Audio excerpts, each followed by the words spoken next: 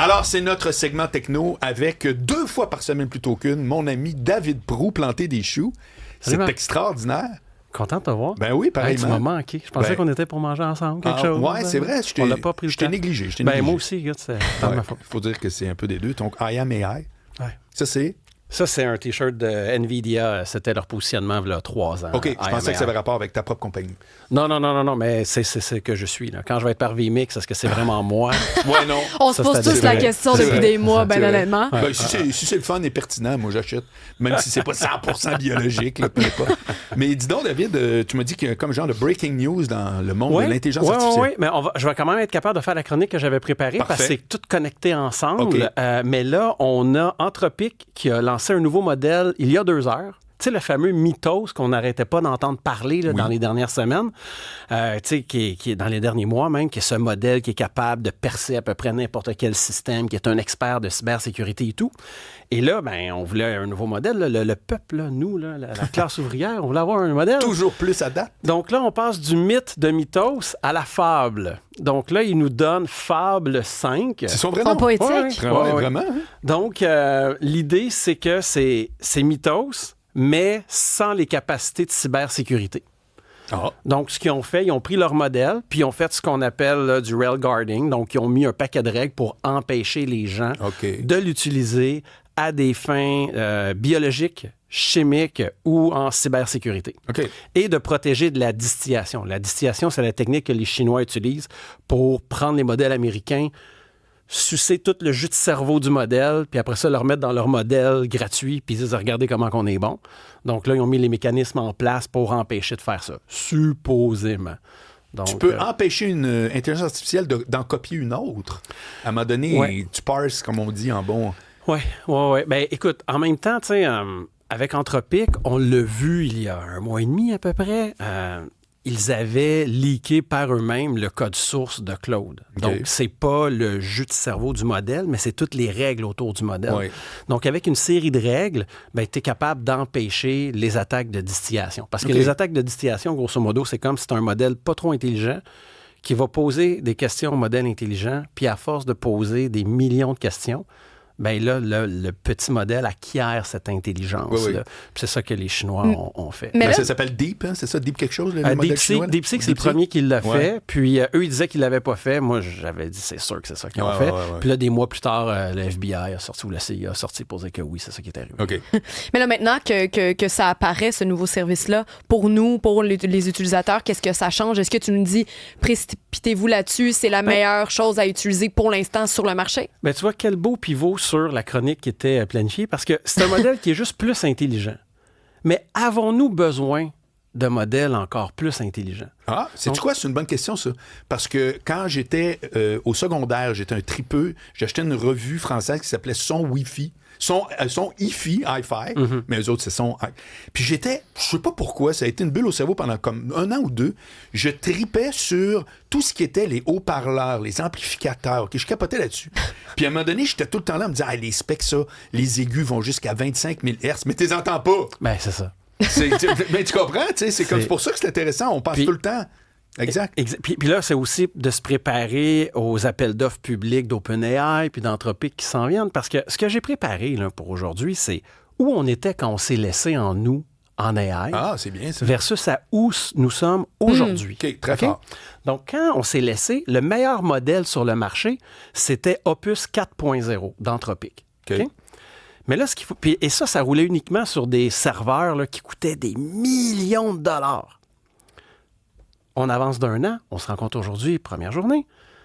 Un modèle avec la même capacité cognitive, les mêmes performances sur les benchmarks, les bancs d'essai, ben, on a Qwen, le modèle chinois 3.6, qui score pareil, roule sur cette belle petite machine-là. Tu me niaises. J'ai un DGX Spark, là, pour ceux qui nous écoutent. Un DGX Spark, c'est à peu près 7 000 $ et c'est suffisant pour faire rouler l'équivalent du meilleur modèle qu'il y avait l'an passé. Est arrivé où l'optimisation? C'est des optimisations algorithmiques. Donc, la machine que j'ai ici, tu sais, j'ai une bonne quantité de RAM, j'ai 128 gigs de RAM, des trucs comme ça, mais c'est pas là que les gains ont été. C'est les gains dans le calcul. Ben oui, c'est sûr. Parce que quand on fait des gains dans le calcul, c'est des gains environnementaux, d'ailleurs, qui sont gratuits. Là. Parce que Ah oui. Ta même machine. Tu as besoin de beaucoup moins d'énergie. Là. Exactement. Puis là, ça, c'est vrai pour l'intelligence, mais c'est également vrai pour les images. Quand on était ensemble, le meilleur modèle, c'était Nano Banana. C'était sorti pendant qu'on était ensemble. Là, je capotais. Je disais, ouais, c'est tellement beau. Ouais. Aujourd'hui, tu as Flux 2 ouvert, là, gratuit, que tu peux rouler localement. Les vidéos, la même chose. C'était VO3 dans le temps. Aujourd'hui, tu vas avoir LTX2. Mais la beauté, pourquoi j'emmène... Là, c'est juste des noms comme... La musique, est-ce que tu te souviens quand j'avais créé une musique, j'avais fait... Avec Suno à l'époque, j'avais fait ça avant que ce soit connu. Puis j'avais fait un remix de Gilles Vigneault, Jean du Pays. Puis là, aujourd'hui, tu as des modèles qui peuvent rouler localement, qui ont la même qualité. Donc, juste pour que tout le monde comprenne, quand on dit localement, c'est que tu n'es plus en train de te connecter sur un serveur aux États-Unis qui a besoin d'avoir des ressources de fou. Tu as ta petite boîte que tu as achetée, mais c'est nouveau. Moi, tu m'apprends que tu peux faire rouler de l'intelligence artificielle avec ton drive chez toi. Là. Moi, tu m'apprends ça. OK. Il y a différents modèles. Donc, tu as des petits modèles, là, des modèles nano, qui, eux, peuvent rouler sur un ordinateur assez puissant, un ordinateur de maison.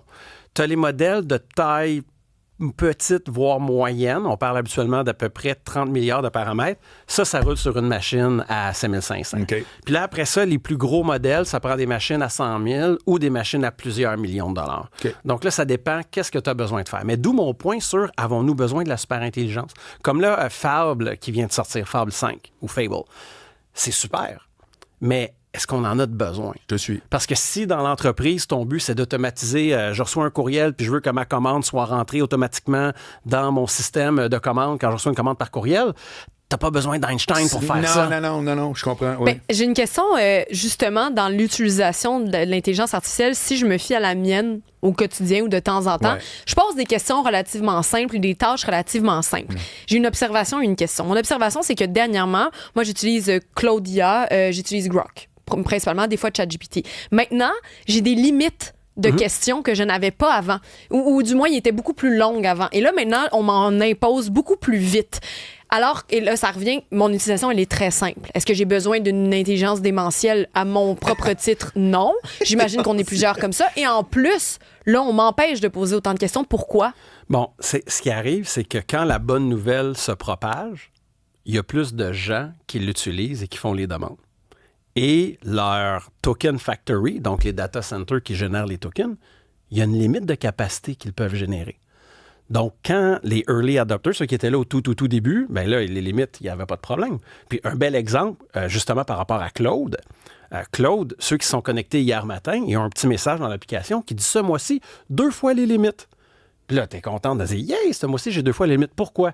Bien, Anthropic avait des limites de GPU, il n'y en avait pas assez. Ils ont fait un deal avec Elon Musk. Ils ont loué tout Colossus 1. Donc, là, ils ont accès à un paquet de GPU. Là, ils en ont tellement qu'ils ne savent pas quoi faire. C'est le plus gros data center de la planète qu'Elon Musk a bâti en 124 jours, qui est à peu près 8... Je vais pitcher un chiffre, mais je sais qu'il n'est pas bon. À peu près 6 à 8 fois la capacité totale du plan qu'on a eu de la semaine passée, là, du Canada, du pays au grand complet, qui va être livré en 2030. Lui a fait ça en 124 jours. 124 jours. Donc, l'idée, c'est qu'il y a tellement de GPU disponibles, il ne savait plus quoi faire avec parce qu'il avait mis son équipe dehors de XAI. Et là, il l'a loué au grand complet à Anthropic.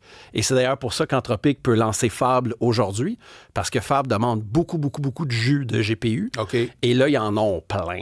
Donc, là, c'est le temps que la bonne nouvelle se propage. Puis là, quand la bonne nouvelle va se propager, bien là, les gens vont vouloir de plus en plus de services. Et là, les limites vont baisser parce que des GPU, tu peux pas les inventer. Ben oui. C'est 72 000 mètres carrés, Colossus. Tabarouette. Ouais. Il y a aussi celui de Laval qui est très hot. Le Colossus de Laval. Peut-être moins prestigieux. Quel punch final! On se revoit cette semaine. Merci, David Proulx. Salut.